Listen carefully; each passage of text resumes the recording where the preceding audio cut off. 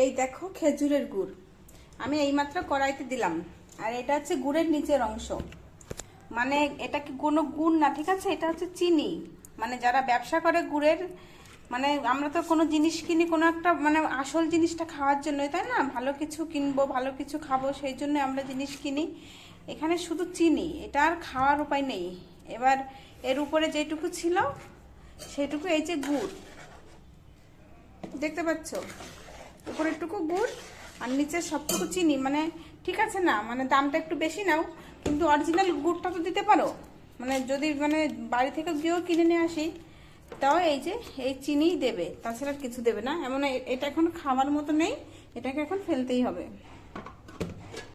চিনির ভিতর থেকে গুড়টাকে বের করলাম, বের করে ভাবলাম একটু ভালো করে জ্বালিয়ে নিই। দেখো কত সুন্দর জাল উঠেছে, সর্ষের ফুল যেটাকে বলে। আমি ছোটবেলা দিদার মুখে অনেক শুনেছি, যখন দিদা গুড় জ্বালিয়ে পাটালি করতো তখন বলতো যে সর্ষের ফুল।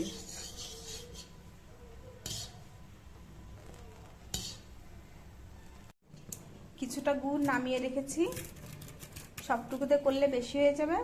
আর দেখো বাকি গুড়টা এখানে জাল দিচ্ছি, এখানে টানা উঠবে। মানে এমন করলে এখনো হয়নি, আর একটু টাইম লাগবে। তবে চিনি ফেলে দেওয়ার পর যে গুড়টুকু পেয়েছি সেটুকুই হচ্ছে আসল গুড়। আর দেখো চিনি গুড়টা এখানে পড়ে রয়েছে।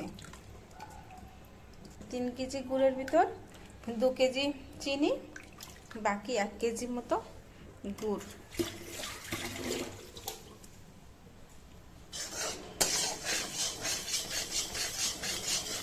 তো প্রায় হয়েই গেল,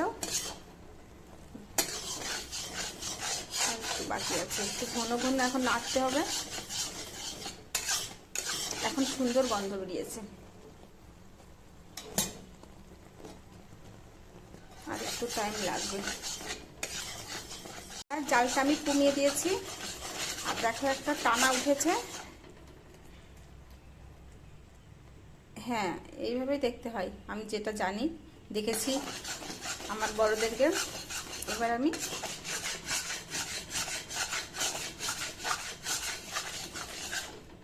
জানি না হবে কি হবে না, আশা রাখছি হবে। আমি মুড়িটা দিয়ে দেবো এবার।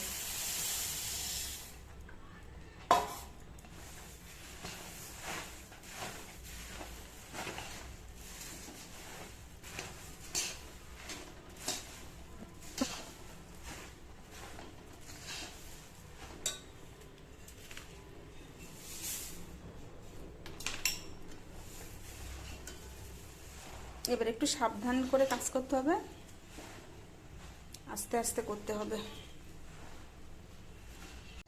আমি কড়াই নামিয়ে নিয়েছি, প্রচণ্ড গরম, এর ভিতরে আমার হাত দিতে ভয় করছে, একটু ঠান্ডা হোক তারপরে আমি হাত দিয়ে আকার দেবো গোলাকার।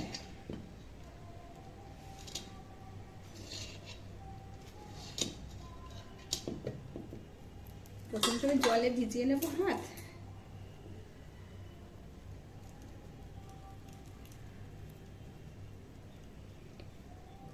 তৈরি হয়ে গেছে,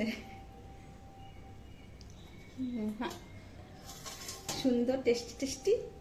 হ্যাঁ প্রচণ্ড গরম কিন্তু।